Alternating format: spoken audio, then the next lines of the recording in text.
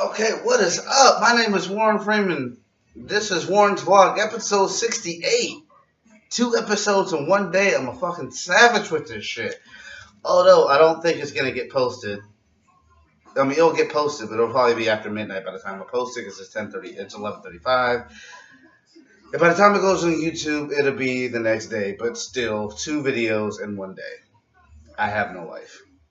Alright, so I'm reviewing Monday Night Raw, March 12th, 2018, from Detroit at the Little Caesars Arena, which I believe is only the second WWE event at that venue.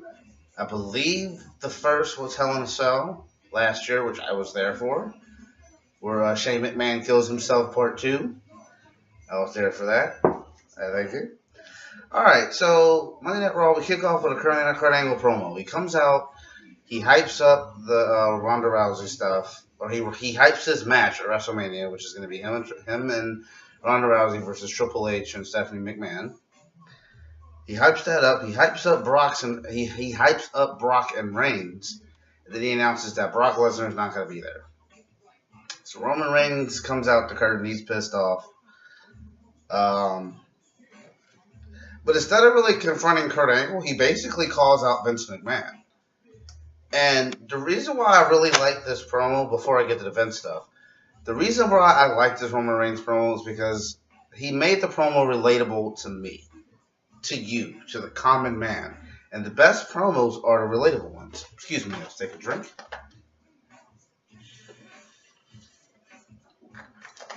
I'm parched. The best promos are the relatable ones. So Roman Reigns basically says, hey, he's talking to the crowd. Detroit, what happens if you don't come to work? You get fired. He even related it to the WWE superstars. What happens if I don't come to work? Or if another superstar in the back doesn't come to work? The best case scenario is they'll get a hefty fine. And I'll, give you a little bit of my personal life with my civilian job. If I don't go to work, I get a no-call, no-show. I mean, if I call off, I get points. But if I just don't show up, that's a no-call, no-show. That's 6 points. Guess what? You only need 12 points to get terminated. So if I do that twice, I'm fired. And like I said, I like this promo because Roman Reigns made it relatable. So he basically goes on a tangent and talks about that. And he says, is one thing... Well, he basically accuses Vince McMahon of disrespecting him. Because Vince McMahon, I'm sure, knew, and Roman Reigns is sure too, but Vince McMahon knew that Brock wasn't going to be there. And Roman Reigns mentioned, I walked right past Vince McMahon and he didn't say a word. So I feel like Vince McMahon is disrespecting me after all the shit I've done for him. I go on the road for days and months at a time. And I don't see my family. Now, the counter argument to that is that Roman Reigns chose that life. So you chose to be away from your family. That's not Vince McMahon's fault. However, jumping back on Roman's side, I kind of see where he's coming from. I'm doing all this shit for you, and the least you can do is tell me that Brock's not going to be there. So Roman Reigns says, basically, it's not on you, Kurt. It's on Vince McMahon. He storms to the back. Shane McMahon is there for some odd reason. You could see, Paige and, the Absolution chicks in the background because they're getting ready to go off for their segment. So Roman Reigns gets in Vince's face and basically says, are we going to talk about this? Are we going to talk about this? Vince says, yeah. Go to commercial break. Yeah. So they go to commercial break. We come back from the commercial break, and Renee Young is waiting outside Vince McMahon's office, and she's waiting to get word from somebody. Roman Reigns comes out, and he just storms past Renee and walks away. Then Vince comes out and cuts a little promo and basically says, me and Roman talked. I basically told Roman what his cousin The Rock says, and that's to know his role and to shut your mouth. And Vince said, yeah, Brock's got privileges. He's earned those privileges. And then you have some talent that takes advantage of that. But nonetheless, Brock will be on Raw next week. Brock will defend this Universal title against Roman Reigns. And Roman Reigns has been suspended for whatever he did. Okay, my main problem with this angle, and like I said, everything that I talked about up until when Reigns came out and everything, up until now, everything was fine. But this is my main problem with this. Okay, in Reigns' promo, he says, okay, Brock hasn't been here in 3 weeks.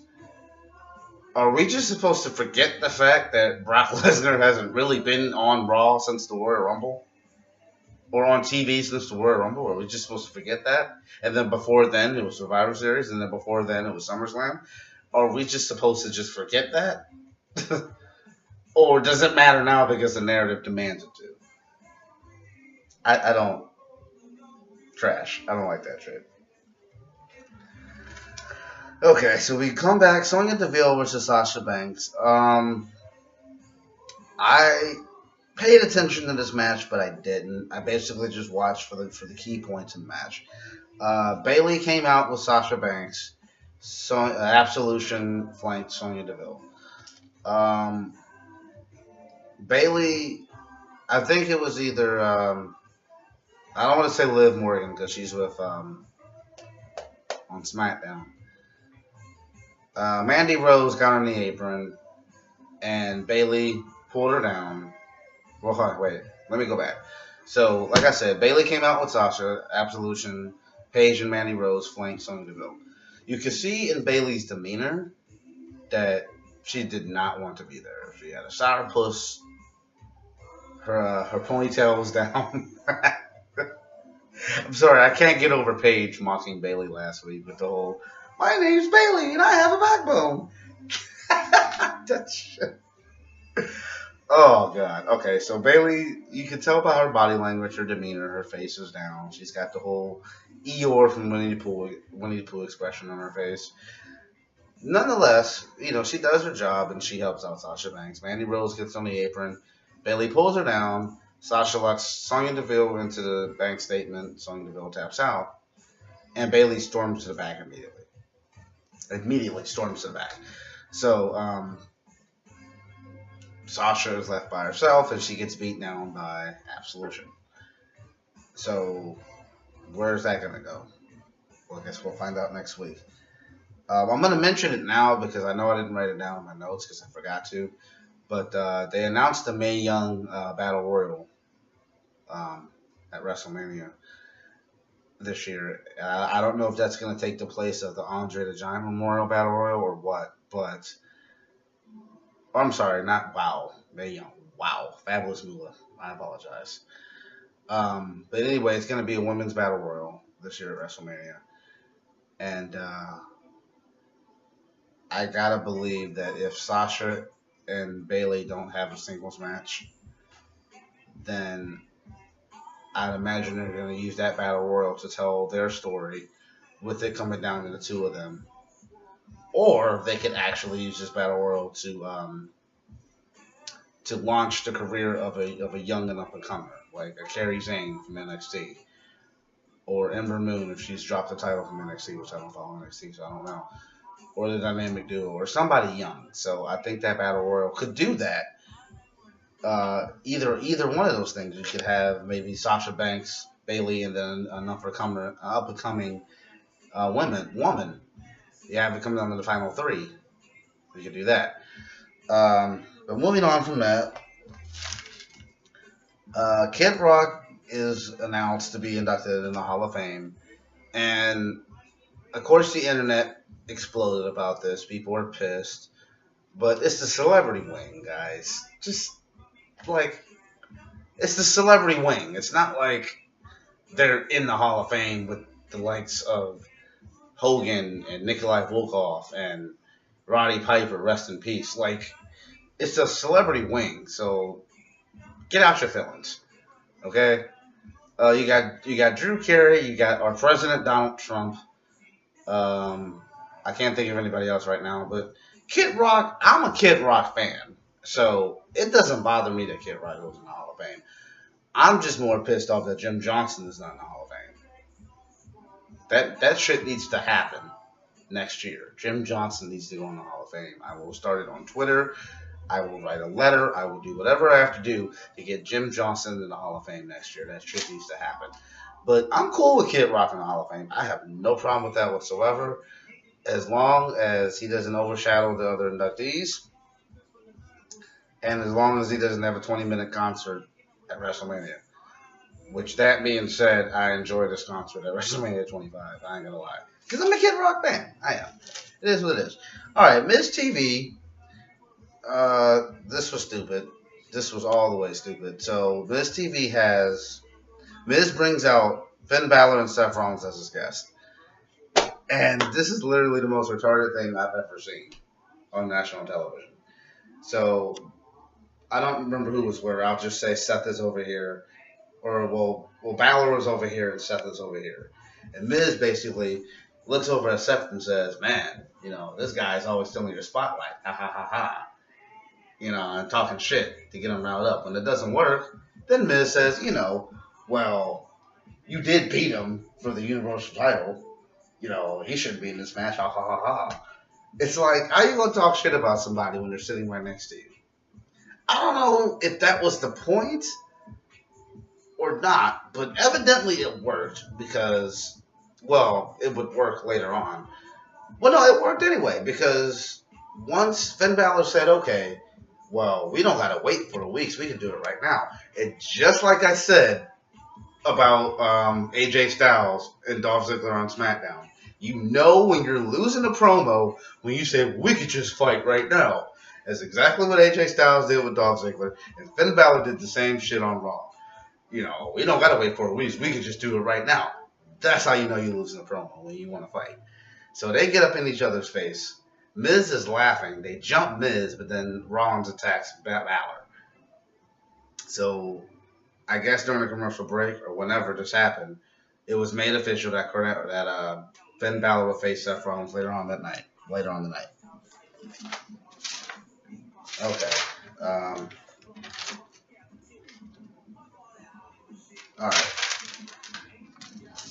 Ooh, Hobson. Love Hobson. I don't own any of this music, by the way. I feel like I mentioned that.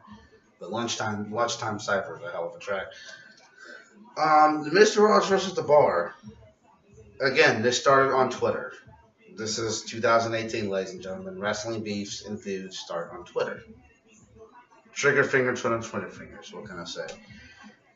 Shout out to Juicy Drake for that lyric. So the Mr. Ross jumps the bar before the match even starts, right? And then, next thing I know, the entire Raw tag division is out here beating up the bar. The bar, they getting that work in. They got Titus Worldwide, the Mr. Ross who's already out there, the Club, the Revival, and Rhino and Slater. All of these teams are beating up the bar, and then they just beat him out of the ring, and the bar runs off.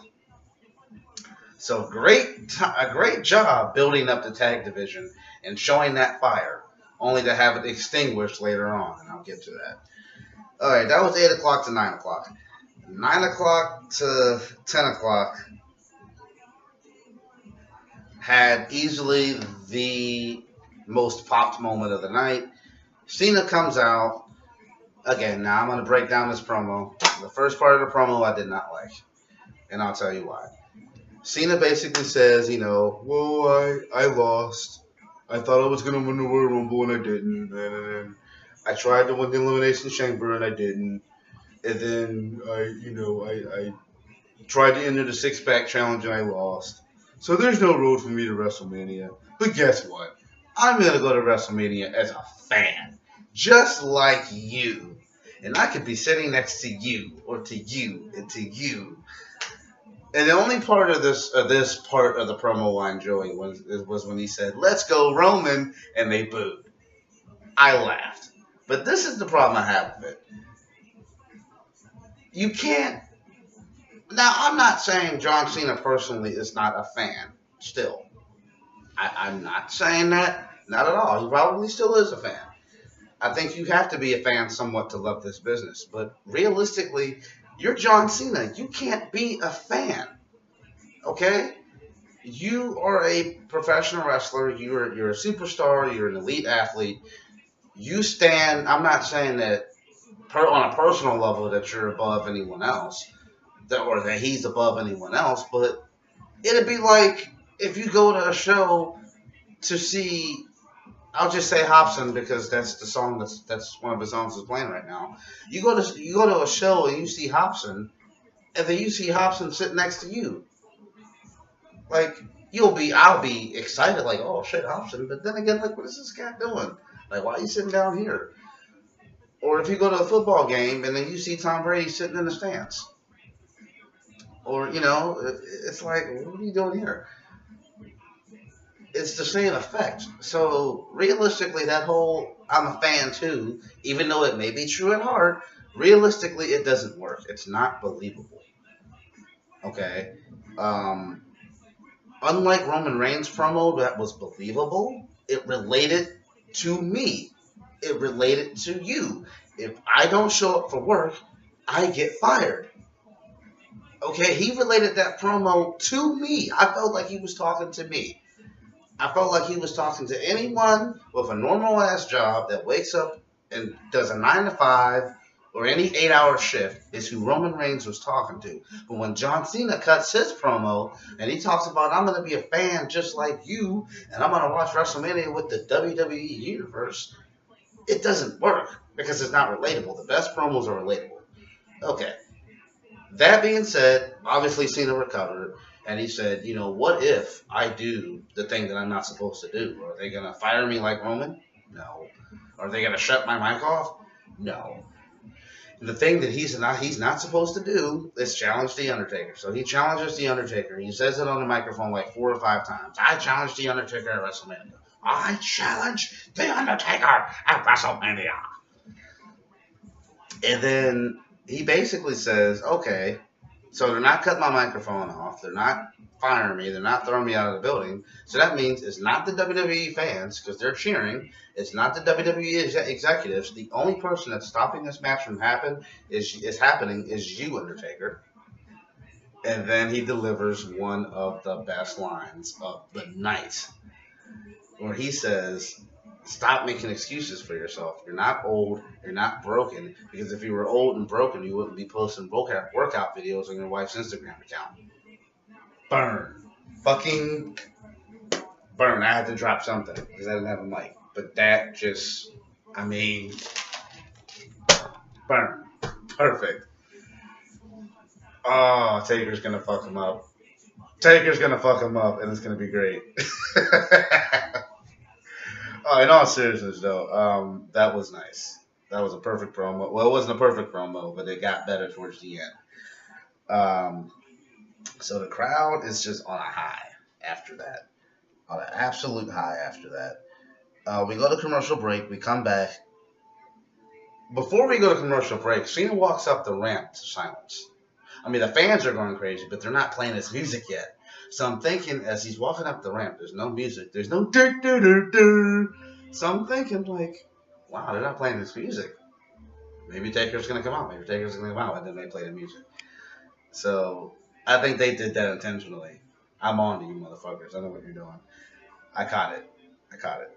All right, so we go back, and Sheamus and Cesaro complain to Kurt Angle about getting their ass whooped. Right, that's just pretty much the bulk of it. Kurt Angle says, well, you running your mouth on Twitter, and you won the competition. Then Sheamus says, yeah, we won the competition. We didn't want to get our ass whooped by 6 tag teams. I'm paraphrasing, obviously. They didn't say that. It's not the Attitude Era. So then they tease, well, they don't tease it. Oh, well, I'll get to that. Then they say, you know what? Sheamus and Cesaro say, I want to go to SmackDown. Then they started running down the SmackDown tag team. I could beat up the Bludgeon Brothers. I could beat up the New Day. Hell, we ended their title reign. And you know what? Hell, maybe we should invade the Uso Penitentiary. And then they teased my idea of having the Usos versus the Bar. Which, I don't know what they're going to do with that, but I'll talk about that later. So Kurt Angle says, I'm definitely not trading you. Which, why would he trade the Raw Tag Team Champions anyway? So Kurt Angle says, I'm not going to trade you. This is what we're going to do tonight. We're going to have a tag team battle royal to determine who's going to go to WrestleMania. Okay, I'll talk about that when I get to the battle royal. Okay, they recap the Symphony of Destruction, which is still funny to me. Elias comes out to the ring, He's holding a guitar in his hands. He's got a neck brace on, really selling the beat down that he got. Then he says it's your fault and walks away. Nice way to get some heat there. Then we go back to Elias Sampson backstage, and he's talking like, I just beat Elias Sampson in a Symphony of Destruction, and I don't have a match at WrestleMania. But it's okay, because at WrestleMania, somebody gonna get these hands. I would have enjoyed that promo so much better if I didn't get the word porn thrown at me. Like, I can read. Yeah, I don't know if it's geared towards kids or not. Maybe that's what they're going for. But to me, a grown-ass, tax-paying man is insulting, and it pisses me off. Stop with the word porn. Stop it. Stop it.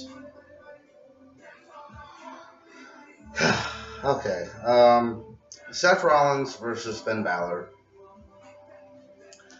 Let me just say that the matches they have been consistently good.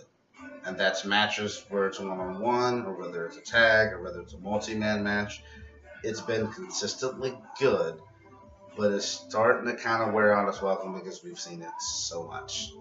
Not quite on the Sheamus and Randy Orton level, or the Dolph Ziggler and Sheamus level, but it's like, alright, there's only so much you can do. But that being said, they pulled out something new that I haven't seen before. Seth Rollins usually has this move where he goes to the top rope, he hits a superplex, rolls through, and hits a Falcon Arrow. So he hit the superplex. When he stood up to do the Falcon Arrow, Finn Balor turned it into a small package and pinned him. I thought that it could have been done a little bit more fluidly than it came off. Because when I watched it at first, I caught like a glimpse of it, and I was like, "Oh, that was really, really sweet." Then when they played the replay, they showed exactly what happened.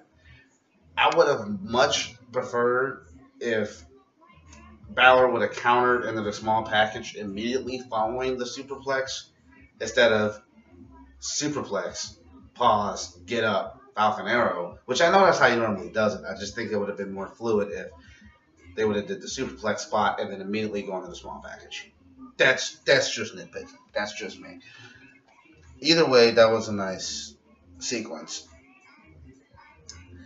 They do the Rousey recap again, and that leads us into the 10 o'clock hour. This last hour was really like women heavy for some reason. Not that I'm against it. I mean, yay women. But it just really seemed. It's just an observation because you had the Ronda Rousey recap that takes us into the 10 o'clock hour. Then we go Then Asuka comes out, which let me address that for a second. Again, not complaining. I love me some Asuka. But if Asuka's already made the decision to go to SmackDown to face Charlotte, why is she on Raw? Why? They put a microphone in front of Asuka. I cringe. Thankfully, Alexa Bliss comes out. And starts to cut a promo so she comes out flanked by Mickie James, and she cuts this promo on Asuka. Alexa basically says something along the lines of, "I know you don't speak the language too well," and that's borderlining the gender Shinsuke shit from last year. Not quite as deliberate, but it's that area. So I'm like, I wouldn't go there with that. And this is completely unrelated. Excuse me.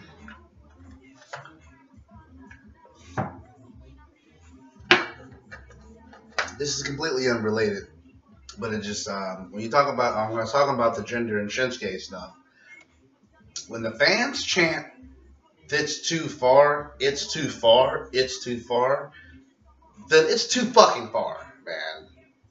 I'm sorry, it is. And when Alexa kind of said that line about, "Oh, she doesn't really speak the language that well," it kind of was starting to teeter towards that gender Shinsuke stuff that I didn't like. So basically, Alexa Bliss says that the reason why you chose to face Charlotte at WrestleMania instead of me is because you know that you can't beat me. but yet that doesn't make sense because Asuka did beat Alexa on Raw like 2 months ago. But we're not supposed to remember that. But thankfully, a little bit of fucking continuity. Asuka in her broken English says, "I already beat you." And I'm picking Charlotte because Charlotte's a better champion than you. Pretty much. I mean, that's what she said, just in that broken English. And then Asuka says, "I can beat you right now." And Alexa says, "Well, no, you're not going to beat me. You're going to face her." And it's assumed to be Nia Jax, but then Nia Jax doesn't show up. Then Mickie James hits her with a cheat, well, he basically steals on her is what happens, but she doesn't see the attack coming. She beats her down. We go to commercial break. We come back from commercial break. They have a pretty competitive match, a very competitive match. Probably better than their NXT match a couple years ago, but the match is awesome. Mickie James ends up tapping out to the Asuka lock, and I really like the sell by Mickie James as she's like reaching for Alexa, like Alexa, and she taps out. Did I write anything else down for that match? Let's see. Oh, yeah, I forgot this part. So, I ain't gonna lie, it was like a split second. I looked away, and I think Mickie sent Asuka into the ring post, and she hurt her leg. And then I think it was Corey Graves on commentary that said, "Oh, she hurt that leg, which sets up for Charlotte's figure eight." Man, that is perfect storytelling. And then Mickie James, or then Asuka did a wonderful job of selling that leg throughout the match. And you know that leg is gonna play a part in the build up to her match with Charlotte because her move is the figure eight. So I enjoyed that. Like I said, I enjoyed the sell by Mickie James before reaching out for Alexa before she tapped out. So Alexa runs backstage after this is done. And I'm thinking, well, she's just ditching Mickie. But no, she doesn't ditch Mickie. She runs backstage. She talks to Nia Jax. And again gives this same condescending promo that she gave last week. But ends it by saying, "I love you. And I want you to be in my corner next week when I face Asuka." When that was announced, I have no idea. But it was confirmed by the graphic later on in the night that those two would be fighting. And again, why the fuck is Asuka on Raw if she's choosing to face Charlotte? I mean, is Asuka a free agent or something? Or does Asuka have Raw dates to fulfill or something? Would somebody let me know? And again, I'm not really complaining because I can't get enough Asuka. Like I said, I love me some Asuka. So that's cool. So yeah. Nia Jax excuse me. After Asuka gets done talking to Nia Jax says, "Well, Kurt Angle told me not to come out because I have a match next." And I'm thinking, okay, so there's no other woman in the roster that she could wrestle tonight. I mean, Alicia Fox, but she's not doing shit. But anyway, so Nia Jax comes out and she beats up this jobber. And I love how the announcers are hyping up her redemption from beating up this jobber. And I'm thinking, what redemption could she possibly have? She lost to Asuka twice. One in Elimination Chamber, one on Raw. And her redemption is beating up a jobber? That's how you build redemption? Fuck out of here with all that. So she crushes this jobber. And then we look on the Titantron and we see Alexa Bliss and Mickie James having a conversation. They're talking about Nia Jax. And they're just dogging her. Just a bunch of insults about her weight, the way she looks, she's an outcast, whatever. But the driving point is Alexa basically admits that she was using Nia Jax this whole time. Now, there's a big-ass boom mic right next to them that's obvious. And I'm just now putting this together. There's a big ass boom mic that's blatantly obvious that's standing right there next to him. The reason for this boom mic is because Charlie Caruso was going to interview them. So not only are they on camera, I can forgive the fact that they may not have known that they were on camera. I can forgive that. It's hard to believe because you're on fucking television, but I can forgive it. I can suspend my belief to that point. But I cannot suspend my belief to the point of them not knowing that what they were saying could be seen and heard when there's a big ass boom mic 2 feet from you. So Charlie Caruso comes in and says, you know that boom mic that's like literally 2 feet from you? Yeah, everyone heard what you said. So they scramble away to get out. And before I get to Nia Jax's reaction, I had a flashback to the way that it should have been done back in 2005 when Batista finally broke free from Evolution, where Triple H and Flair, were having a very similar conversation. I make a long story short. Batista won the Rumble. They wanted Batista to go to SmackDown to face JBL because Triple H was the World Heavyweight Champion.